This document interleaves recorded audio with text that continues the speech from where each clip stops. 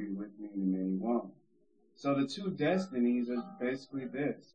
Everybody is waiting for the day of the Lord. And the day of the Lord it'll end up one or two ways. Based on your belief, based on what you believe about Christ. Are you believing him and taking him at his word? Or are you just going about it as a way of, what I think? This is what I think, and this is how I feel, and nobody can tell me wrong, and, how are you looking at it? Well, when we look at 1 Thessalonians 4 and 16, it talks about how it's going to go for those of the elect. The elect are those who have, God He's called many, but only a few were chosen, and the few were chosen are the people that chose him back.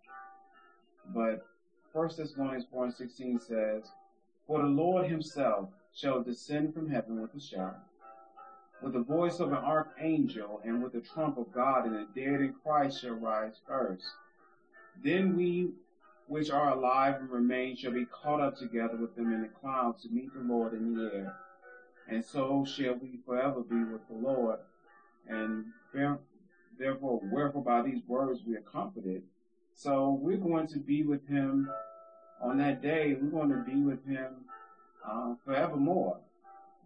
Because we did not love our lives to death, because we denied ourselves, because we were overcome with the power of our testimonies. You're going to have a testimony if you tell them the truth about it. So we, who Satan has accused for all kind of things, we are going to be with him, a few. But for the many, the day of the Lord, we look at Amos 5, verse 18, it says, this is how it is. This is how it's going to be. It says, "Woe to you who long for the day of the Lord. Why do you long for the day of the Lord? That day will be darkness, not light. It will be as though a man fled from a lion only to run into a bear. As though he entered his house and rested his hand on the wall, only to have a snake to bite him. Will not the day of the Lord be darkness, not light, pitch dark, without a ray of brightness? I despise your religious feasts. I cannot stand your assemblies.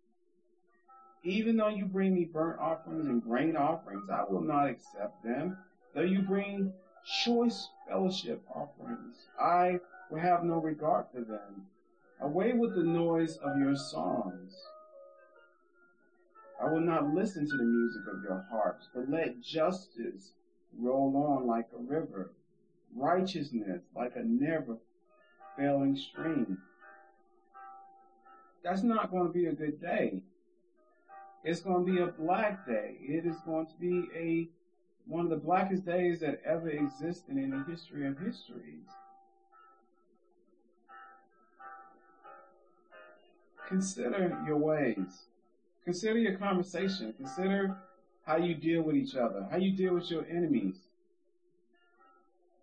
Consider your life. Consider who you are when nobody's looking, how you talk and what you say and what you think. I was a hypocrite for most of my life. I know what it's like to live a life and think that you're one thing. It's like the hardest thing to convince somebody who's convinced that they're going the wrong way. And I was going the wrong way. So that I could come to you today and tell you, consider your ways. Only a few people are going to be with Christ. Many are not. But you are going to make that choice. Be blessed. Take care. Don't take my word for it. Look for yourself and see. Find out what God is saying to you. Know where you really are with God. Be blessed.